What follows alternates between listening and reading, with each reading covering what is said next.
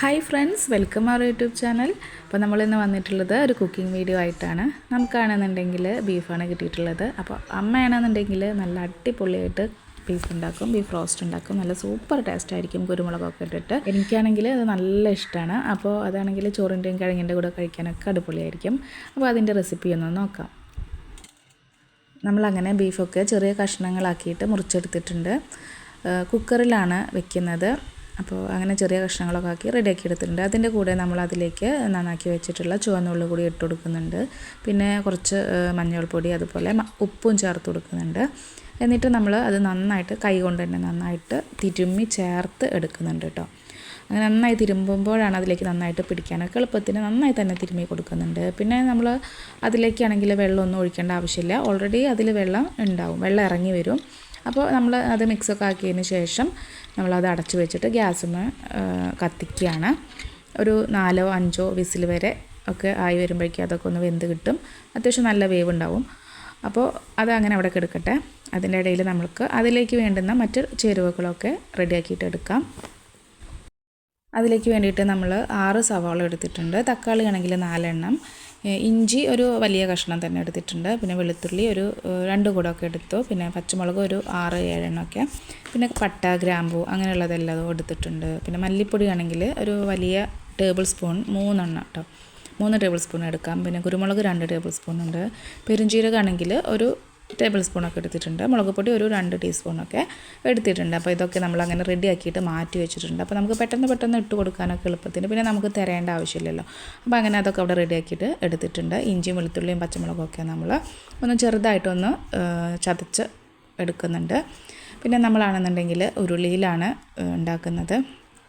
അപ്പോൾ അത് അടുപ്പത്തൊക്കെ വെച്ചിട്ട് കത്തിച്ചിട്ട് അത്യാവശ്യം വെളിച്ചെണ്ണയൊക്കെ ഒഴിച്ചെടുത്ത് ഒന്ന് ചൂടായി വരുന്ന ടൈമിൽ നമ്മൾ അരിഞ്ഞ് വെച്ചിട്ടുള്ള സവാളയൊക്കെ നന്നായിട്ട് മൂക്കാൻ വേണ്ടിയിട്ട് ഇട്ട് കൊടുക്കുന്നുണ്ട്.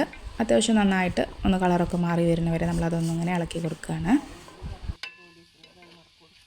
സവാളൊക്കെ നന്നായിട്ട് മൂത്ത് വരുന്ന ടൈമിൽ നമ്മൾ അരിഞ്ഞ് വെച്ചിട്ടുള്ള തക്കാളി കൂടി ഇട്ട് കൊടുക്കുന്നുണ്ട്.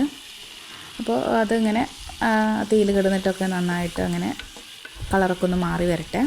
അപ്പോൾ നമ്മൾ നന്നായിട്ട് കത്തിച്ച് കൊടുക്കുക.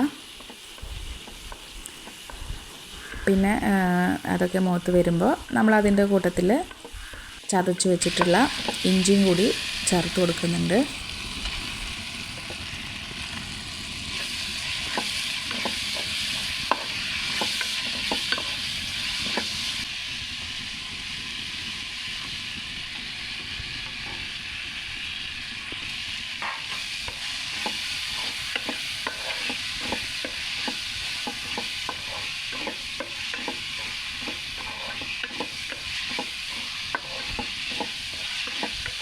അതിൻ്റെ കൂടെ നമ്മുടെ വേപ്പിലയും പട്ടയും അങ്ങനെയുള്ളതെല്ലാം കൂടി ഇട്ട് കൊടുക്കുക.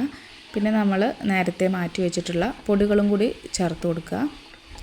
എന്നിട്ട് നന്നായിട്ടൊന്ന് മിക്സ് ചെയ്തെടുക്കുക.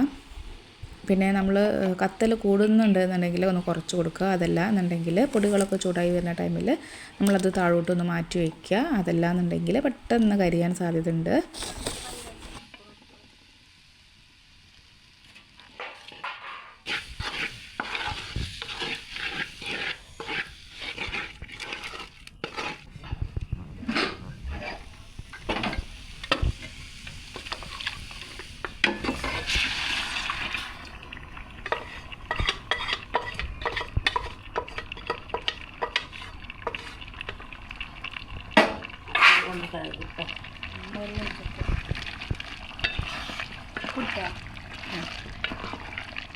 ഒന്ന് നോക്കിയിട്ട് ഉള്ളി വാട്ടുമ്പോഴും കുറച്ച് ഉപ്പിട്ടുണ്ട്.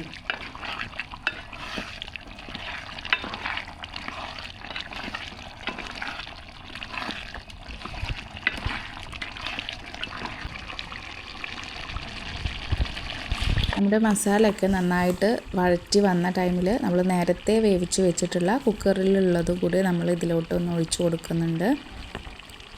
എന്നിട്ട് നന്നായിട്ടൊന്ന് ചേർത്തെടുക്കുക. നമ്മൾ തീരെ വെള്ളമൊന്നും ഒഴിച്ചിട്ടില്ല. അതിൽ ആവശ്യത്തിന് വെള്ളം തന്നെ ആയി വന്നിട്ടുണ്ട്. ഇനി അതിൽ കിടന്നിട്ട് നന്നായിട്ടൊന്ന് ചേർന്ന് വരട്ടെ. നന്നായിട്ടൊന്ന് കത്തിച്ച് കൊടുക്കുക.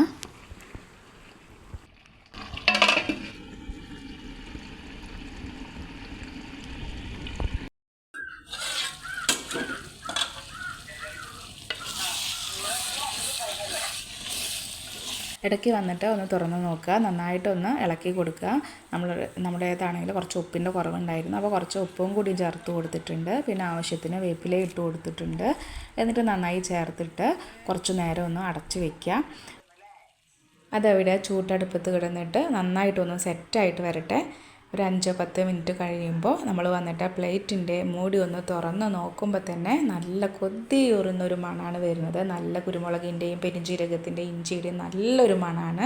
നമ്മളത് ചോറിൻ്റെ കൂടെ കഴിക്കാൻ പോവുകയാണ്. അപ്പോൾ മസാലയൊക്കെ നന്നായി ചേർന്ന് വന്നിട്ടുണ്ട്. നല്ല എരിവോട് കൂടിയിട്ട് സൂപ്പർ ടേസ്റ്റാണ്. അപ്പോൾ എല്ലാവരും ട്രൈ ചെയ്ത് നോക്കുക. ഇനി മറ്റൊരു വീഡിയോയുമായി വീണ്ടും വരാം. അതുവരേക്കും ബൈ.